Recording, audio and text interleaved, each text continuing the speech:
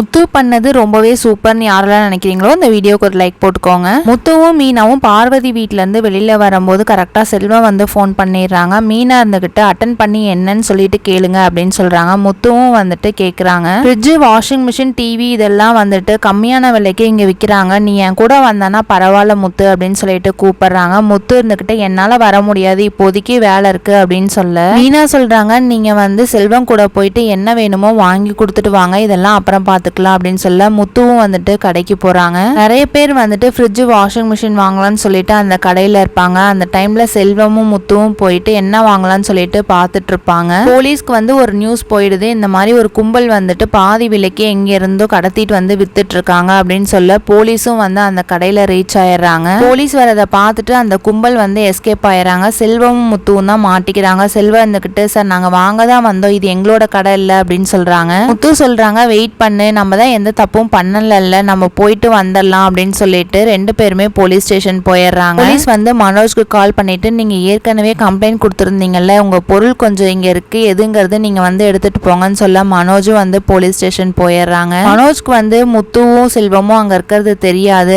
ஆனா மனோஜ் கிட்ட வந்து போலீஸ் வந்து பயங்கரமா கேள்வி கேட்கறாங்க. நீங்க 4 லட்சம் சொன்னீங்க, அதெல்லாம் என்ன பண்ணீங்கன்னு சொல்லி கேட்கறாங்க. மனோஜும் போலீஸும் பேசிட்டு இருக்கிறத முத்து வந்து வீடியோ எடுத்துட்டு இருக்காங்க. வெளியில நின்று ஜன்னல் வழியா 3 லட்சம் வந்து டீலருக்கு கொடுத்துட்டேன், இதை வித்தது எல்லாம் 1 லட்சம் கணக்கு காமிச்சு என் பொண்டாட்டிட்ட சொல்லி கொடுத்துட்டேன், அதனாலதான் சார் நான் வந்து 4 லட்ச ரூபா வாங்கினேன், அந்த 4 லட்ச ரூபா வந்து நான் நகையை வித்து தான் வாங்கினேன் அப்படின்னு சொல்றாங்க. முத்து வந்து இதை பேசினது ஃபுல்லா ரெக்கார்ட் பண்ணிட்டு செல்வத்துக்கிட்ட, நான் வீட்டுக்கு போயிட்டு இப்போ உடனே என்னங்கிறது கவனிச்சுக்கிறேன், நான் தான் ஏற்கனவே சொன்னேன்ல எங்க அம்மாவும் மனோஜ் சேர்ந்துட்டு தான் இந்த வேலையை பார்த்துருக்காங்கன்னு. இந்த பார்லர் அம்மா வந்து ஓவர் பில்டப் பண்ணாங்க, மனோஜ் வந்துட்டு 1 lakh ப்ராஃபிட் பார்த்துருக்காருன்னு சொல்லிட்டு இப்பதான் தெரியுது மீனாவோட நகையை வச்சுட்டு இந்த அளவுக்கு வந்து கேவலமா நடந்திருக்காங்க. மீனா வீட்டை பத்தி ரொம்பவே தப்பா பேசினாங்கல்ல, நான் போய் வச்சுக்கிறேன் அப்படின்னு சொல்லிட்டு செல்வத்துக்கிட்ட சொல்லிட்டு கிளம்பிடுறாங்க. விஜயாவுக்கும் மனோஜ்க்கும் இதனால தண்டனை கிடைக்குமான்னு வெயிட் பண்ணி பார்க்கலாம். நம்ம சேனலை பிடிச்சிருந்தா சப்ஸ்கிரைப் பண்ணுங்க. தேங்க்ஸ் ஃபார் வாட்சிங்.